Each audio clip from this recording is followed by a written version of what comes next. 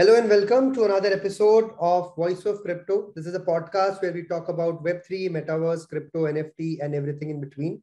And today we have Sharad with us. Sharad is the co-founder and Chief Metaverse Officer. And I was talking to Sharad just before starting this podcast that my designation Chief Metaverse Officer has also been inspired / copied from Sharad. So thank you, Sharad, for coming on this podcast. Sure. Thanks, Abhishek, for having me. And talking of this title, Chief Metaverse Officer, I actually got this almost 1 year back. And I was also inspired by Kathy Heckel, who is, of course, an industry icon. And at that time, I had Googled Chief Metaverse Officer, and there were less than 10. Wow. And last week, when I Googled, there are more than 500. So it's catching on very fast. I'm one of them. Yeah.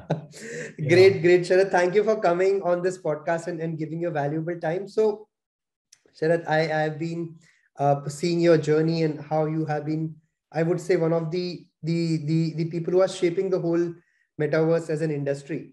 But what I would like to know and what a lot of our audience would like to know is how you started, what were you doing before metaverse, and how has your journey been till now? And then we'll come to your recent activities and how you have become a Chief Metaverse Officer. Yeah, sure. So I'll do a quick background. I'm 33 years in Dubai, so which is a long time, and this is home for me. And Dubai has been very kind and generous in that, I call this home. My 2 children were born here. My wife runs her own business, and we have a large Indian community here. So this really is home in all senses. Talking about my digital experience, I actually started the first digital agency in the Middle East in 1996. Wow. And my company is called Cyber Gear. And the Dubai Economic Department at that time issued an automobile trade license to me because of gear in my company name. And they did not understand internet back then. I kept telling them internet, and they kept telling me shuhada internet, which in Arabic means what is internet. So I'm literally a pioneer in the space, and being a pioneer has its advantages in that you get to, being an early bird, sign up with a lot of large customers. So I was fortunate. I signed up with a lot of Dubai government entities to build their websites at that time. Dubai Duty Free, the newspapers, the shopping malls, the free zones, the multinational companies. So we had British Airways, FedEx, Shell, Toshiba, Sharp, Xerox, all these multinationals coming to CyberGear for their web presence. So those were the, benefits of being first in the space. And the only flip side of being first in the space was that we had to invest a lot of time in educating the market. So in the beginning, I used to go with my laptop and, start showing them websites. And people at that stage, used to ask me, why do I need a website? So I'm from that generation, Web 1 guy. So I've seen the whole, transition of technology from Web 1 to Web 2 and Web 3. So just to fast forward a bit, when we connected to the internet back in those days, it used to be the dial-up modem, right? And which used to make a very irritating sound. I remember in 1998, one international survey, I think it was TechCrunch, they published a survey and they said that the most irritating sound on the planet is of a dial-up modem, right? So that was interesting.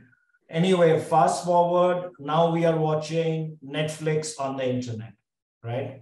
The important thing to notice, it has taken us 27 years from dial-up modems to watching Netflix.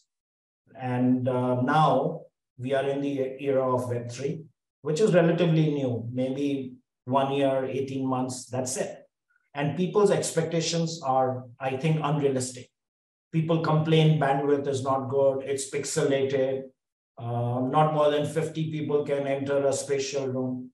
So my answer to these people is don't be in a rush to write an obituary. Okay, be patient. Technology takes time. Mass adoption takes even longer.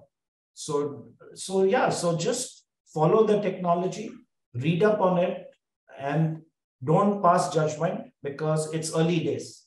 And like I said, in 1996, my pitch deck, or rather the presentation title was Top 10 Reasons Why You Should Have a Website.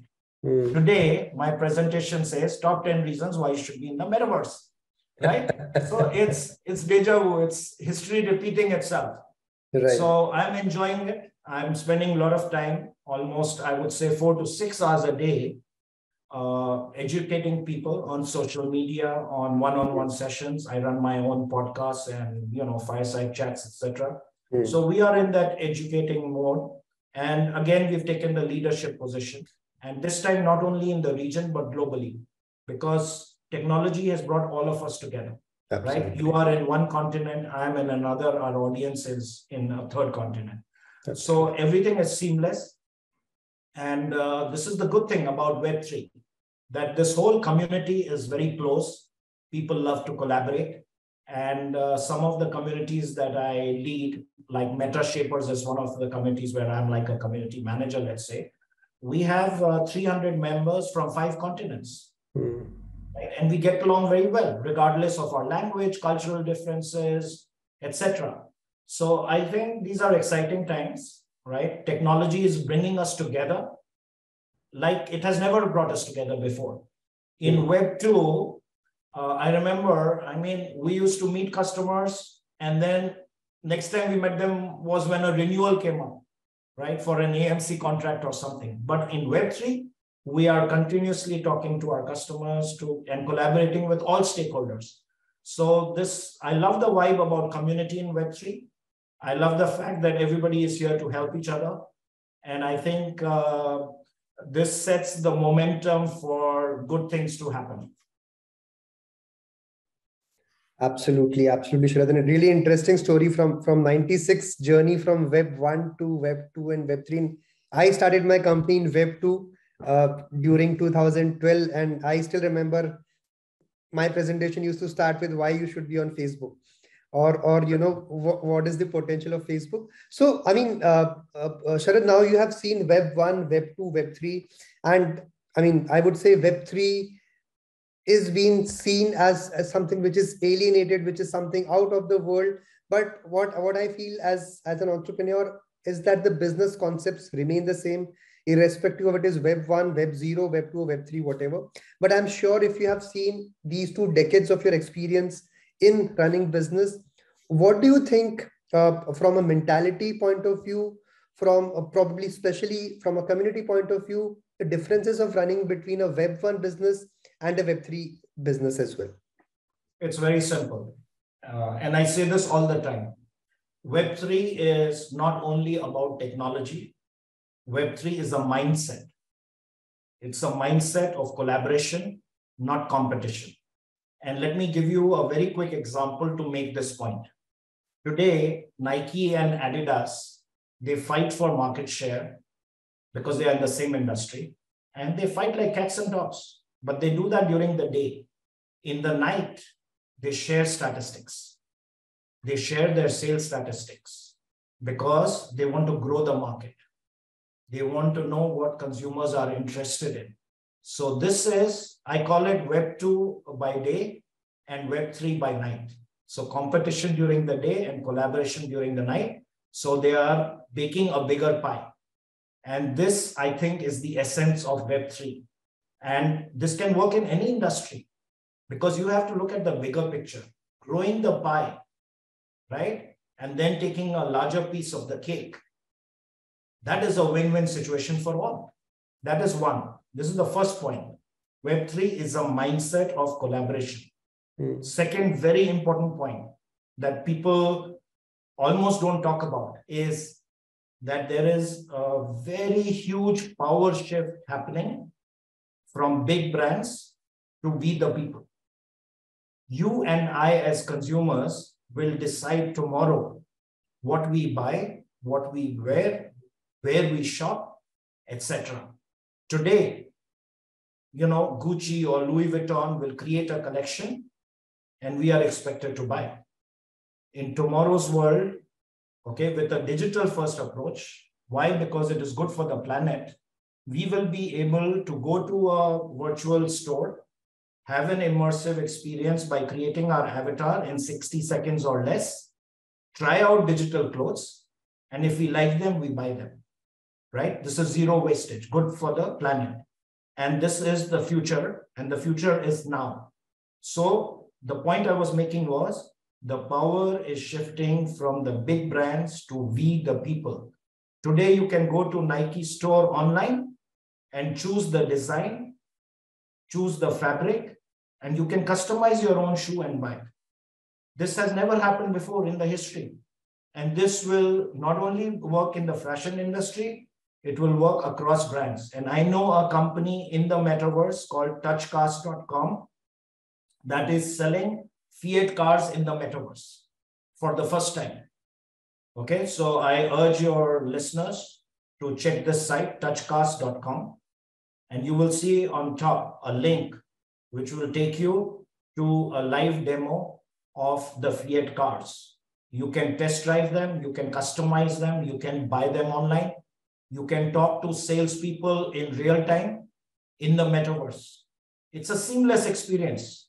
You can even get mortgage or car loan in the metaverse. So this is where the world is going to, and it's a matter of time before all brands will have to reinvent themselves, reinvent their marketing strategies. And just like we have Chief Metaverse Officer today, most organizations will have one, in my opinion. All right, so there'll be General Motors having a Chief Metaverse Officer. There'll be FedEx having that. They will have these in-house resources. Why? Because without a strategy, you cannot succeed. In fact, you're going to fail, because metaverse sounds very simple, but it has a lot of building blocks. It has blockchain, it has NFTs, it has tokenization, it has DAOs, it has community, right? So unless you have somebody who understands all these building blocks, you're not going to succeed. In fact, some of the early adopters in the metaverse, and I don't want to name these brands, but big brands, big virtual metaverses started building stuff without having any community, no traction, no people, right? So it's like building a castle in the middle of the desert. Nobody knows, nobody cares, nobody comes, zero business. So I call that a DOA strategy, which is dead on arrival. All right, it's a waste of time to build anything in the metaverse. So people need to start with a community-first approach. Start building a community of like-minded people, and then building is easy. You can pay X amount of dollars, hire a company, in 3 months you are in the metaverse. It's not rocket science. But building the community is the hard work. And that's what brands need to understand. So I've already given you 3 points of main differences between Web 1 and Web 3. First one was collaboration mindset, right? You remember that? Absolutely. The second one I told you is largely to do with the shifting of power from brands to people. So brands need to rethink their business models. And other important thing there is a lot of Gen Zs are now into the space because of the gaming background of metaverse, right? So if you have products for them, you have to know where to find them and how to attract them. And Gen Zs, unlike us, have a very short attention span. We call it goldfish. Like goldfish has 5 seconds attention span. Right. So you can't tell them a long story. Even though we say Web3 storytelling is important, but you got to keep your story short. Sure. Otherwise, you won't. This is the TikTok generation of 5-second TikTok generation. I mean, you get a very small window. Right. Right. So if you have a long story, you're going to lose them. Right. And a lot of brands I find are even now putting out long posts, you know, they're telling the whole story of when they started, their vision, mission. Nobody cares for it. Yeah, absolutely. Yeah, nobody cares. Absolutely. I mean, I just fast forward. Before coming on this podcast, I had a call from somebody in Hong Kong, and he started introducing himself, and he started with school, college, university. I was like, cut the chase, get to the point, brother, because, you know, we don't have time. Absolutely. And so it is for brands. You've got to sell whatever product service you have in very quick time, and the metaverse allows you to do that. Absolutely. No, I think time is, or I think more than time, attention is the new currency which we all are seeking for, which we all are scared of. or which we are still looking for. So Sharad, you mentioned a very important point of these brands coming with that legacy, or I mean, and they had huge team, they had huge marketing budgets. But my question, and which you rightly said, that Gen Z or people who are at this generation, they don't care about which brand you are. If I like you, I'll buy you. Do you think there is a realistic difference, or a shift happening between consumers and brands? And I'm saying not just from a Web3 point of view, is that brands think they are, I would like to correlate with this without giving any names, is how probably in last 10 years we have seen a shift of governments, is when people have started taking the power in their own control. Do you think it is Yeah. also happening in a brand side and a consumer side as well?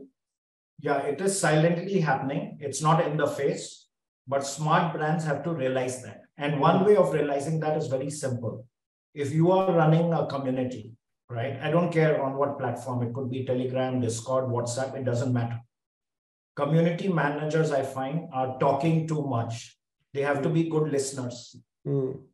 Listen to your community. All the good ideas will come from there. And 101 of marketing is give people what they want, not what you think they want. Right. So this is a mindset. So be a good listener. Okay. Get people to talk, to express themselves. And then you will get a better sense of what product you need to produce. You have to reverse engineer. So don't go to a production line saying this color or this design is going to be selling in this season.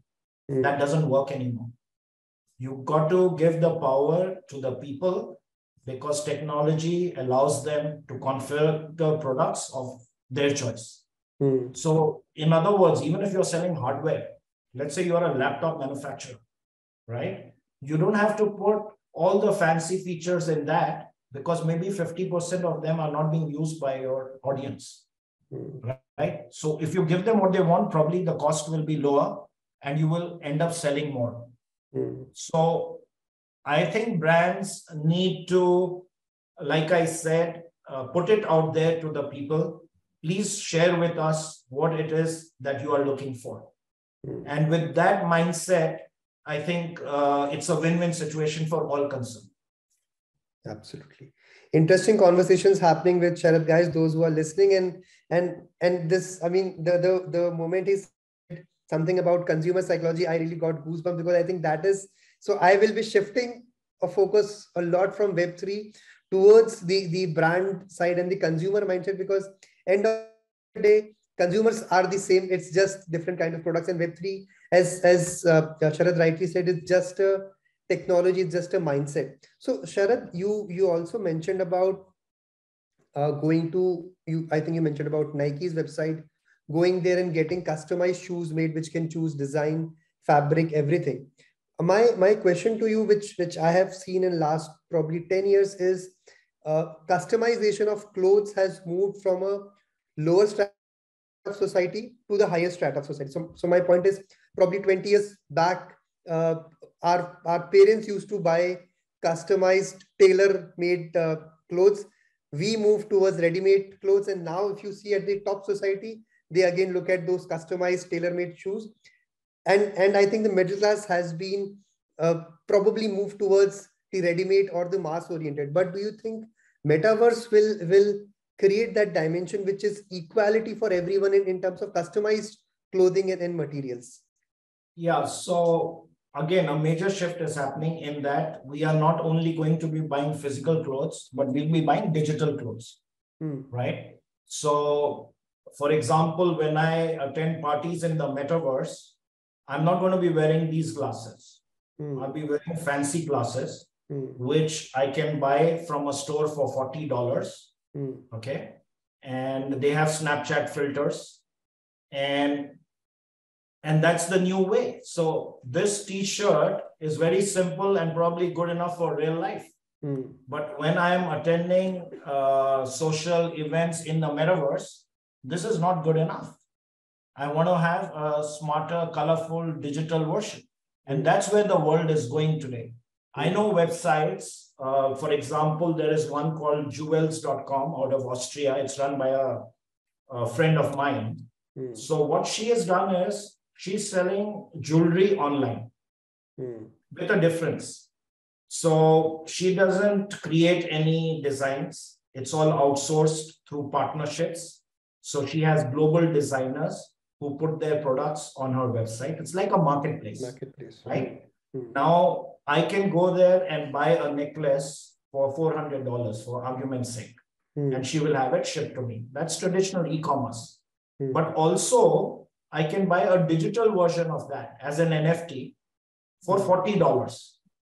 Only the NFT can be bought for $40. $40. And that necklace I can wear in webinars, conferences, virtually to dress up. And she has a third revenue model, which is a high end. I can buy the same necklace with pearls or Swarovski crystals for $4,000. So one product, $40, $400, $4,000. Look at the revenue generation opportunities being offered in the digital space.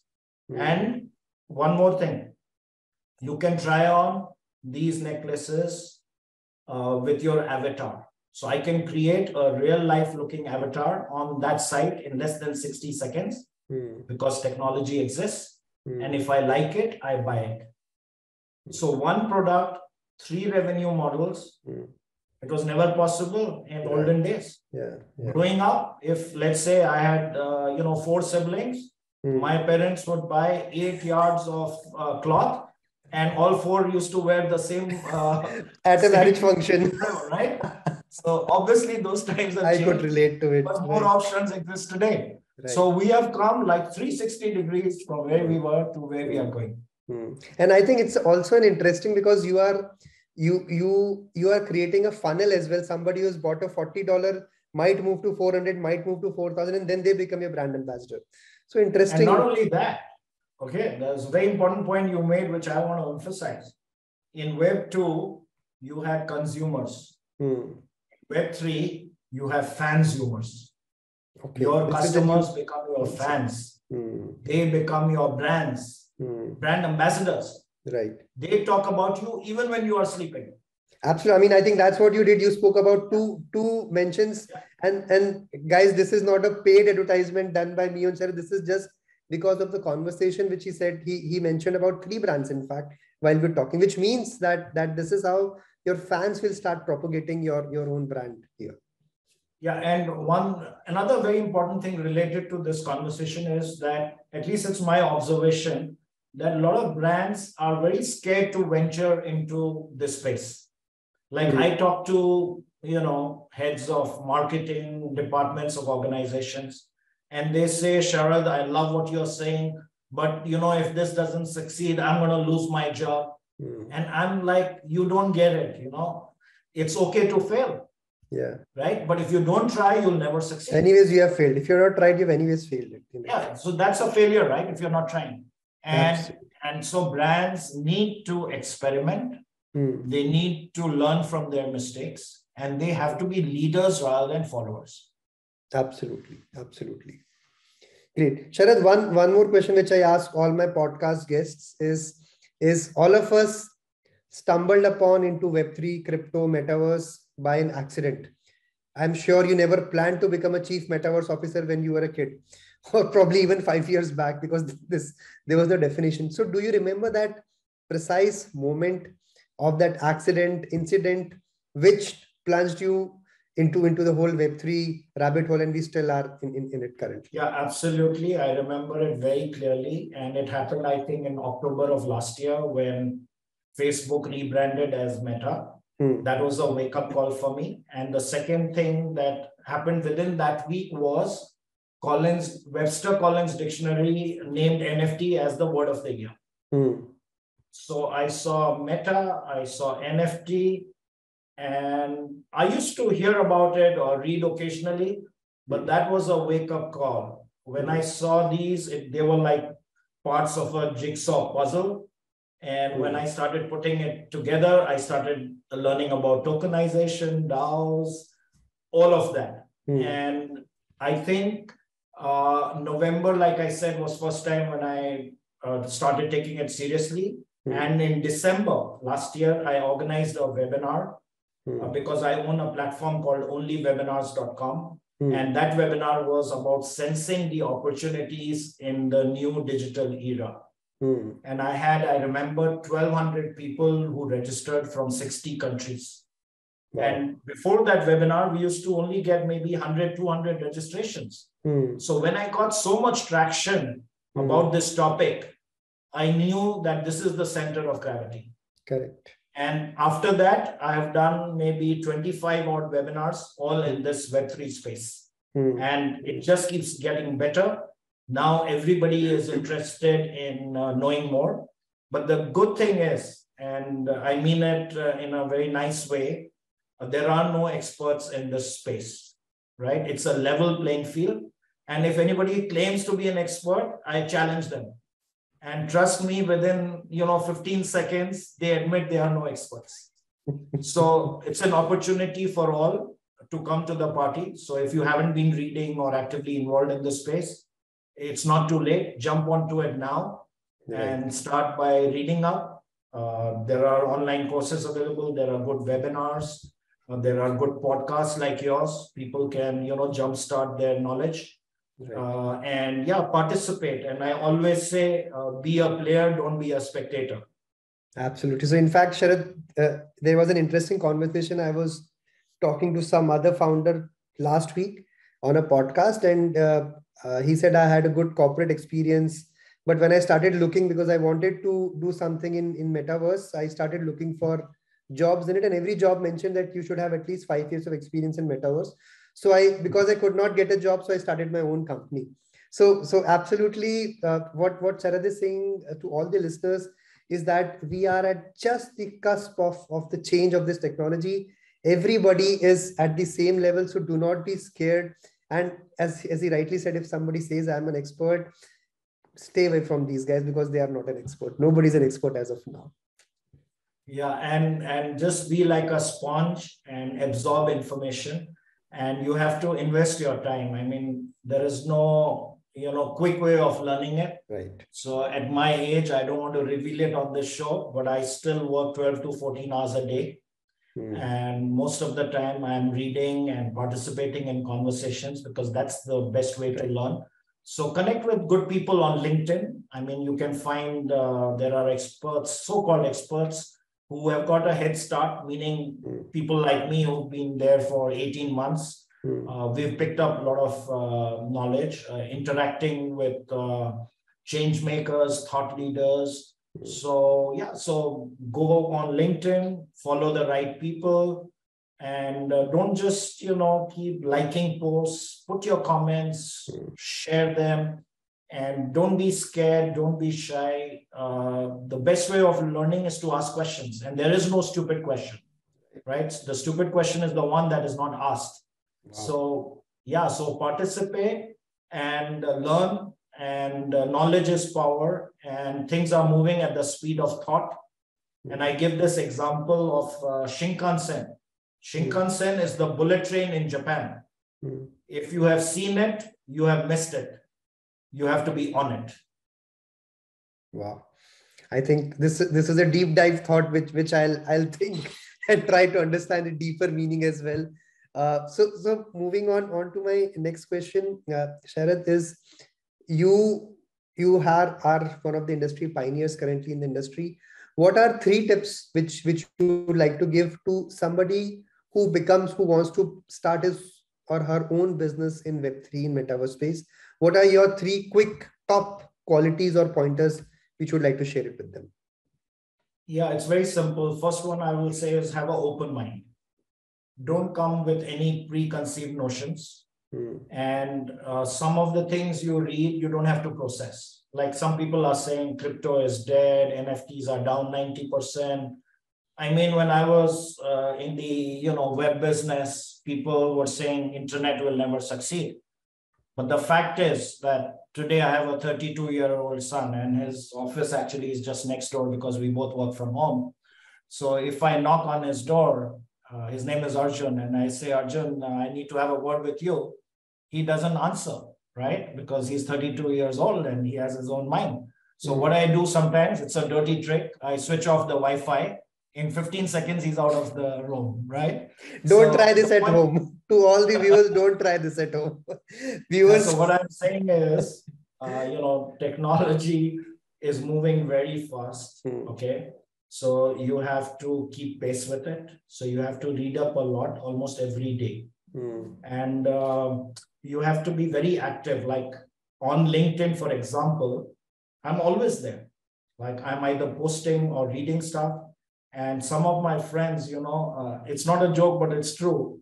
They send me a message on WhatsApp, Sharad, are you okay? So I said, yeah, I'm fine. But why do you ask? They say, because I didn't see you on LinkedIn yesterday. Right? So be active. I mean, that's the point I'm making in jest.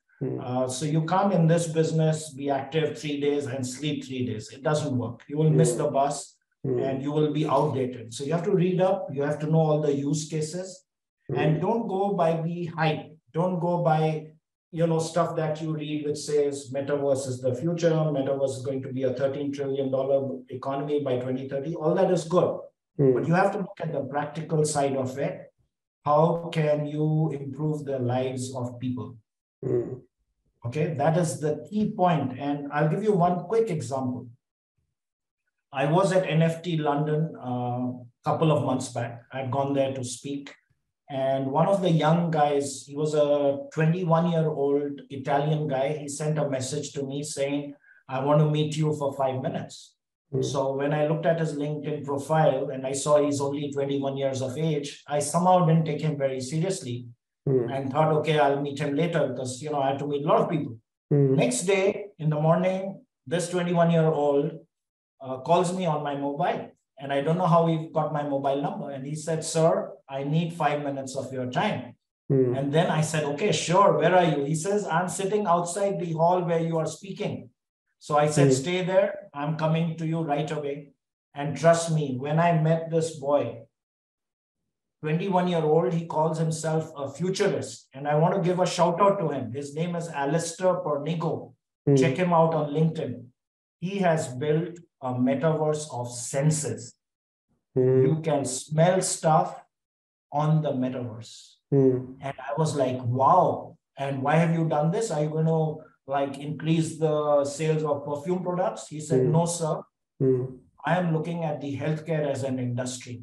Every organ in our body, like our liver, kidney, etc., emits a particular odor.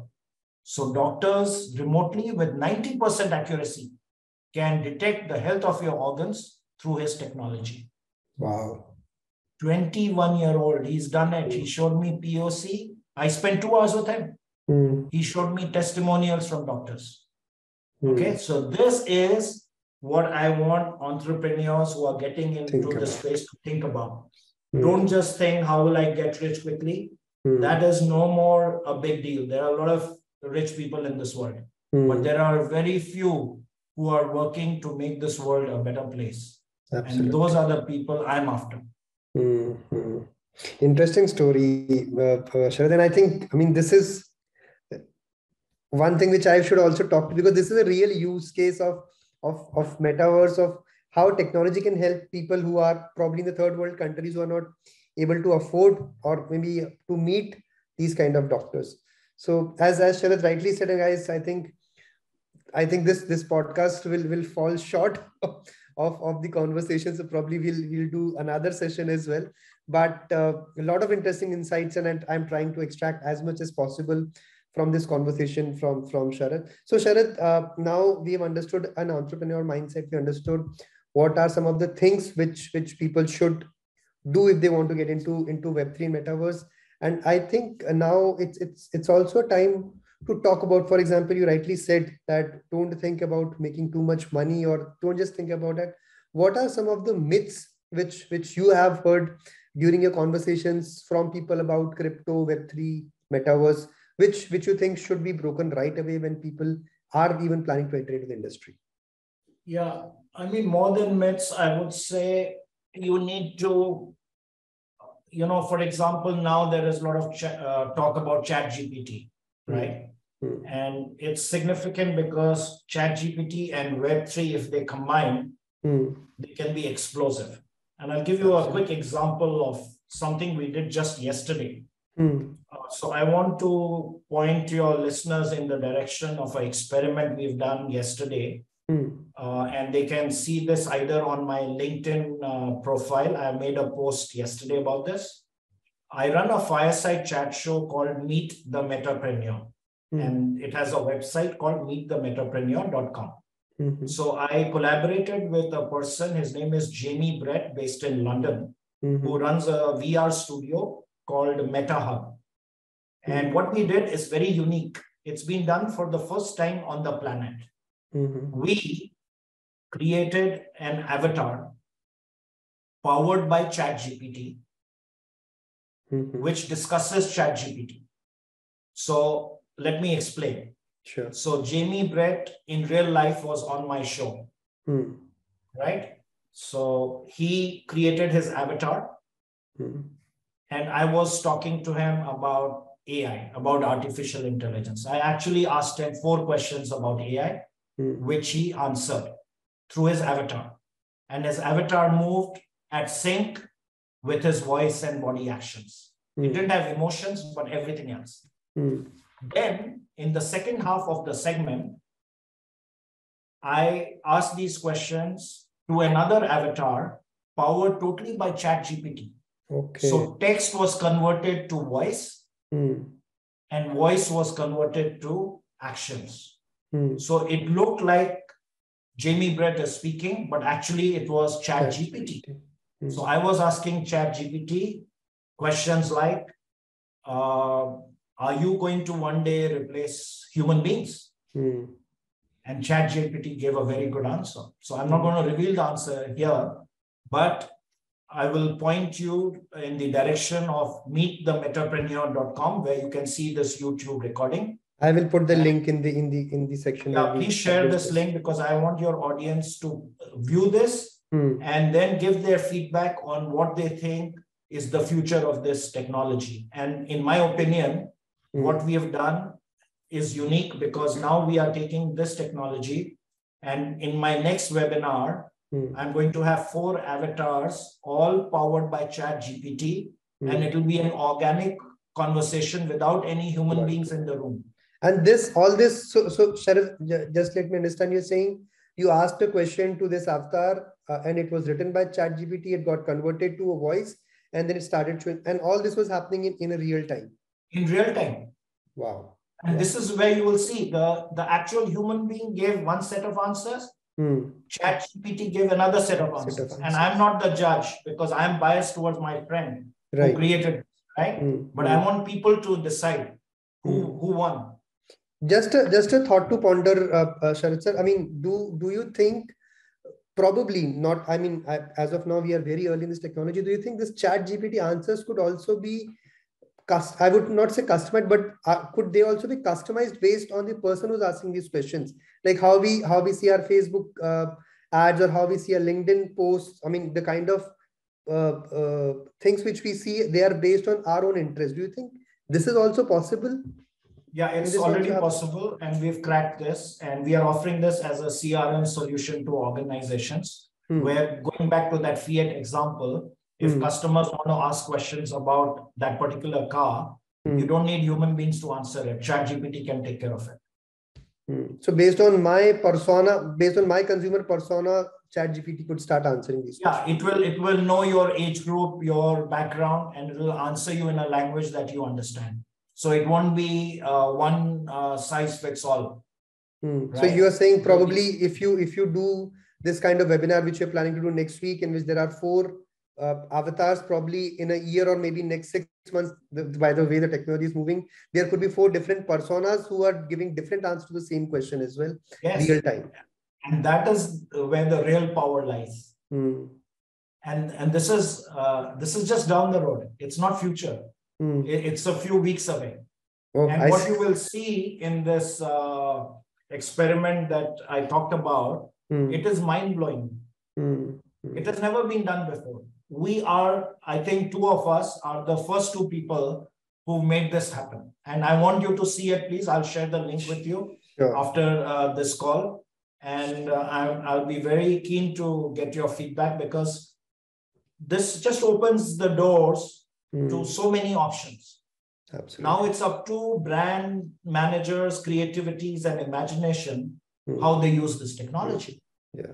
And imagine the cost savings. I don't need a call center with 500 desks. Right. And it will speak in the language in which I understand. Today, I call Citibank. I'm connected to a call center in Kerala, and where the lady doesn't know how to pronounce my name. Instead of Sharad, she says Sharad or whatever, right? But this ChatGPT will give a very intelligent answer. Absolutely. Great conversations happening, guys. And I'm trying to extract as much knowledge from Sharad. So Sharad, I mean, and as I say, a lot of people think Web3, NFT, Metaverse, crypto as a very highly technical subject. I come from a non-technical background. I have done my hotel management, and then I did my master's in marketing. I'm not a technical guy. Do you and how can people who come from a non-technical guy can understand and can make career in this industry? Is good question, and I have a very simple answer. I'll give two answers to this. One, people listening in can go to cyber-gear.io. That's my Web3 digital agency website. I have created glossaries on Web3, NFTs, DAOs, tokenization, explaining to a layman. And these are very comprehensive, and I update them every month because technology moves very fast. So, for example, the Web3 guide, when I first published it roughly 6 months back, was 25 pages. Today, it is 125 pages. It's free to download. So people just need to go to this URL, download it, and keep updating your knowledge. Like come to us again in 4 weeks and download the latest version. So that's one way they can understand all the jargon associated in the industry. That's one. Second thing is, I feel the technical jargon that's being used in the industry is working against it. Like I don't like to use the word NFT, non-fungible token, very complicated. Digital collectibles, you have to understand. So I think marketers, people who are educating others need to cut the jargon out and explain in easy to understand terms. And that I think will reach a larger audience. And then people will buy into this. Right now you say NFT, crypto, tokenization, DAOs, people just shut the doors. Right? You agree with that? Absolutely. So keep it simple. And like I went to NFT London conference and I was hosting a panel. And the first thing I told all my panelists was explain NFTs without using the word NFTs. They struggled, but in the end they managed. And I was making a point. I wasn't challenging them, but that's the point I was making. Don't use jargon. Simplify things for mass. And then people will be with you. Absolutely. So Sharad, what are some of your resources which you would like to share with our audiences? What books to read, what podcasts to hear, what YouTube channels, or some of your ready to go of places? Yeah, so they can find all these under one roof at cyber-gear.io. There you will find a listing of 30 plus webinars. Okay. And we have 2 more that are coming up. There's one more towards end of this month, which is talking about investing in Web3.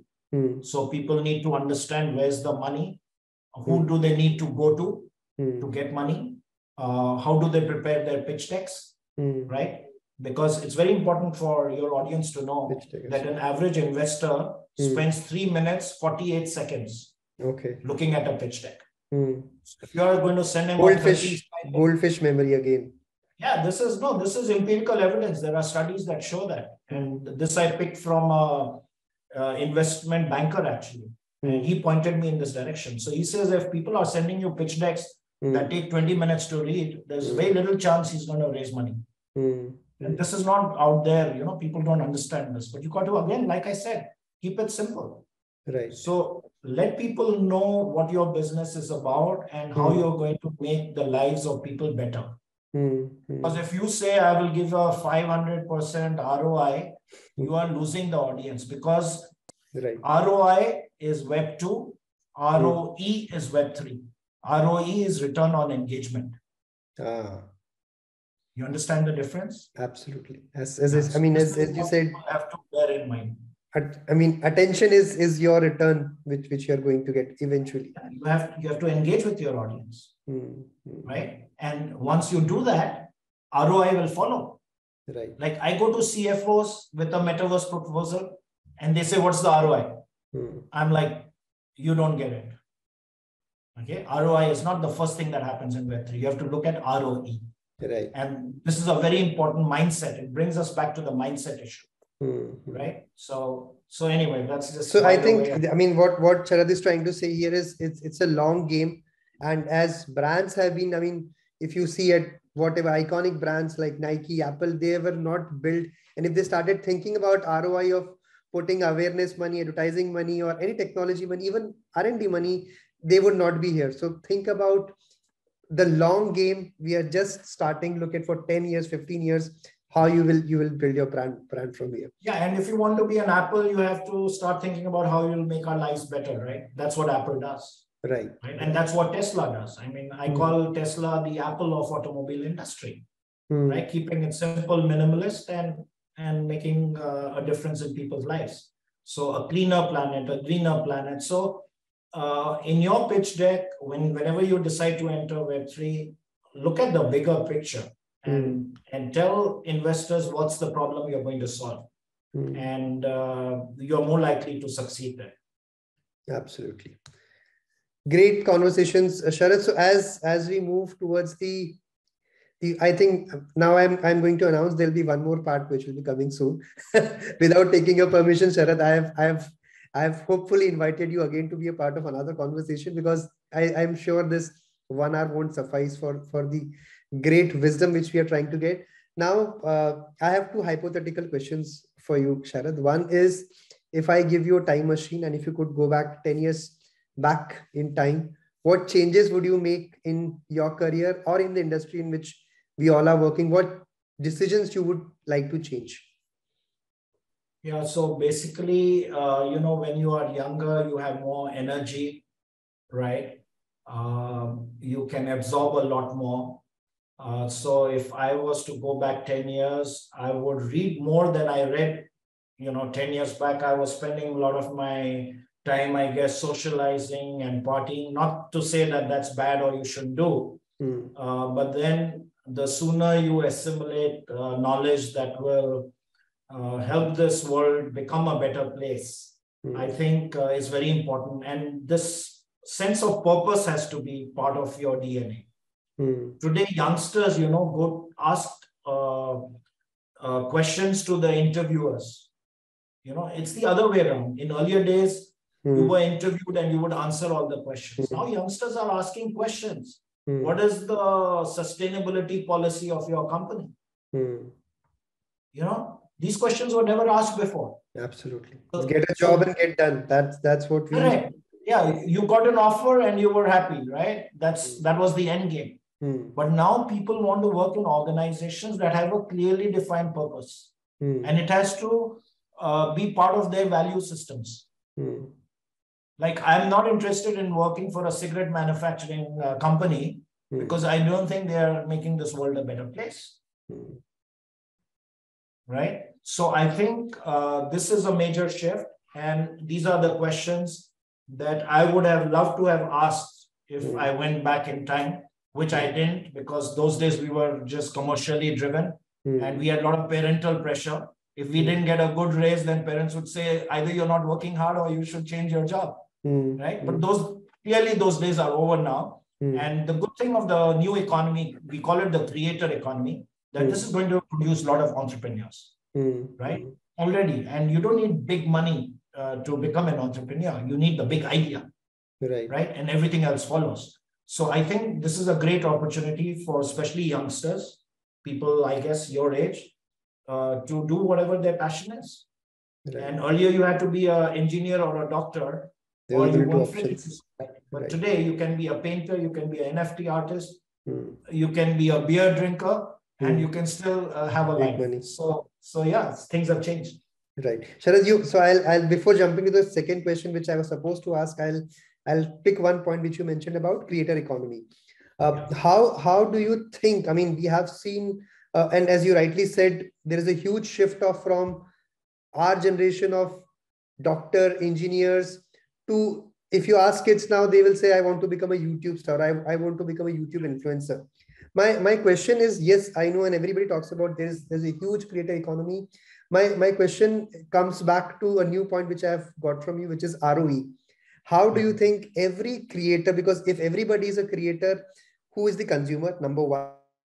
Two is, how do they generate or how do they engage their, I think that would be the ROI which will come in as a creator. How do I engage my audiences? So what are your few tips from a metaverse point of view, is how creator economy will develop and how will the engagement increase here? Yeah, so I'll give you a very quick example to make this point. Like today we are meeting on Zoom, right? Zoom, in my opinion, is Web2. And if it doesn't evolve, it will go out of business. This is my prediction. I may be wrong. Meetings in the future will be held in 3D, in environments like Spatial, Mootup.com, YouAreNowhere.com, Journey.life. These are the new metaverse 3D platforms where everything is going to shift from 2D flat screens to 3D immersive experiences. And not only that, supposing I am busy with you right now on this recording, and I have another engagement at the same time or another commitment, I today cannot do it because there is one Sharad Agarwal who's occupied with one Abhishek and cannot be multitasking. But tomorrow, I have an avatar, another digital identity. I can virtually be in another room in another conference. Okay, this is eerie, but let me tell you, this is a few months away. Wow. I am going to be having another avatar for myself, attending another webinar at the same time. And people won't even know the difference.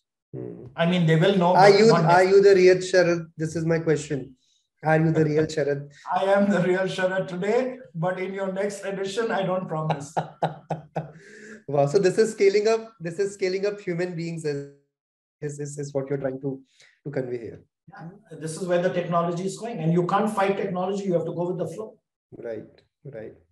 So I'm seeing Terminator 6, Terminator 5 kind of things, and I know I agree with you, and I think this is what would happen as we've also been talking about downloading your digital memory. So if somebody dies, how do we still keep his memories? How we probably Stephen Hawking, if he can still keep his memories and his learning survive, and this the brain could go, I think that's the evolution. There's an article which I kind of shared on LinkedIn. It says you can talk to your dead mom or whatever, it sounds weird, but this is where the world is going, because memories can be stored in the metaverse and they can be recalled and you can interact as if that person is right there. So I don't want to delve too much into that because that is surreal, right? Correct. But that's a Black Mirror kind of environment. Yeah, well, this is, you have to be real. I mean, it's part of being open-minded, and we'll see where this takes us. But I mean, there is an exciting part to technology, and there is a flip side, right? There'll be deep fakes. There'll be people who'll be impersonating the real Sharad Agarwal, which is very scary. We don't want that to happen. But then, as with any technology, there will be, scamsters, there will be fraudsters, there will be people impersonating. But the good thing is, I call this, okay, let's talk about another concept very quickly. Sure. One of the pillars of Web3 is transhumanism. Okay. Transhumanism means it's actually a belief that technology can solve any problem on the planet. Okay. So I am a believer of transhumanism. I believe that you and I could live to be 150 years old if somebody could slow down the aging process. That's all it takes. Right. Right? I'm working with a team of data scientists in Spain as we speak, who are going to enable us to log into the metaverse with our brainwaves. No password required. We'll put hackers out of business. So it's only I can access because of my brainwaves are different from your brain. Yes. Is and these guys have run into a spot of bother. And guess what the problem is? Twins are emitting the same digital brainwaves. So much as you love your brother, you won't want him to log into your bank account. Correct. Right? So this is where the technology is taking us. Right. This is called transhumanism. So you have to be a believer. The technology will solve all the problems eventually. Great. So I think humanity has been always a transhumanism. We always have believed. As a core culture, this is what we have always believed, that these problems would be solved, or at least we are trying to solve these problems, no matter how and when we solve it, but at least we are trying to do that. Yeah, absolutely. But this is one of the pillars of Web3. Interesting. This is not Google stuff. If you Google it, you won't find it. This is my original. I've noted it down, and I think this is the next thing which I'm going to copy from you after copying Chief Metaverse Officer. So Sharad, my last question, and I'll not take. I know I'm sure you have to be somewhere else also. And currently, right now it's only one of me. Yes. So currently your digital avatar is not active. So moving on to our last two questions is in the same spaceship time machine. If you could go 10 years ahead, where do you see your company? What you would be doing? Where the industry would be, and what value you will be creating, or you think you will be building in last 10 years from an understanding and awareness point of view from metaverse? So fast forward 10 years, I see myself in the investing space, helping startups grow and flourish in areas where they are going to make lives better. So there are a lot of use cases of metaverse in the healthcare industry, in the education sector, and I'm very interested in these two aspects of the metaverse. I know a lot about how it can help different industries. In fact, I've done a deck on metaverse in 60 different verticals. Wow. Right from airlines, for example, Emirates Airlines, it's our UAE national airline. They are training 4,000 new crew members in the metaverse. All right, this is great because in traditional world, these crew members would fly in from different continents, stay in Dubai for 2 months, get training, a lot of costs, a lot of pollution. All this will happen in the metaverse. Great use case. Right. Yesterday or day before, I interviewed a person who was built, who's actually a PhD in neuroscience and has built a metaverse. It's called Neurobotics. And it's a concept of meta pilots, training pilots through simulator programs in the metaverse. And pilots not only as in those driving planes, even driving autonomous cars. Like Dubai next year is going to have flying cars. And you will need to train people, right? At what altitude to fly. Right. So they can do it in the metaverse. So these kind of solutions are already coming. They're not future, they are now. And these are the ones that I'm very fascinated by, because these are the ones that will make our life better, safer, right? More productive.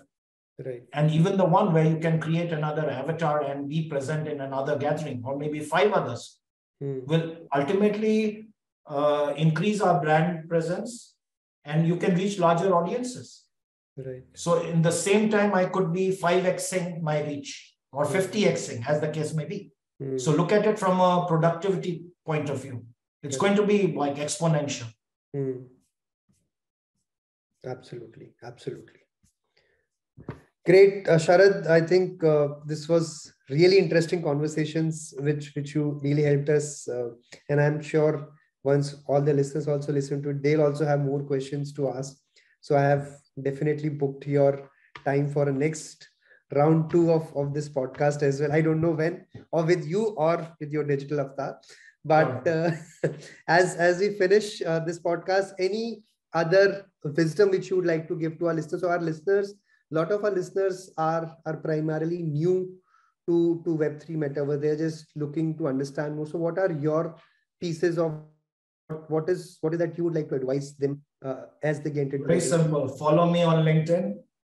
I sincerely believe you'll pick up a lot because I'm doing all the, like, I go to Bing, I go to Google, I search for 20 top keywords on an hourly basis. I mean, it's automated. I don't have to physically do that. So I get all the top news. I have access to it. And the one that I think is valuable for people, I share it. So you don't have to do the hard work of sifting through pages of stuff. I put out a lot of reports also, which are like best practices in the industry. So they can join Meta Shapers community. It is meta-shapers.com. Very simple. Go there, create your profile, and you'll find a lot of resources there. There are PDFs you can download. There are videos you can view. There are podcasts. So while you're on a treadmill, don't necessarily listen to all the Bollywood songs. Not that they are bad, but listen to podcasts about Web3. Right. It might improve the quality of your life. Right. Great, Sharad. Thank you for coming on this podcast and sharing your wisdom and what all you've achieved in such a short span of time in Metaverse. And I really wish you all the best and all your future ventures to do great. And thank you very much on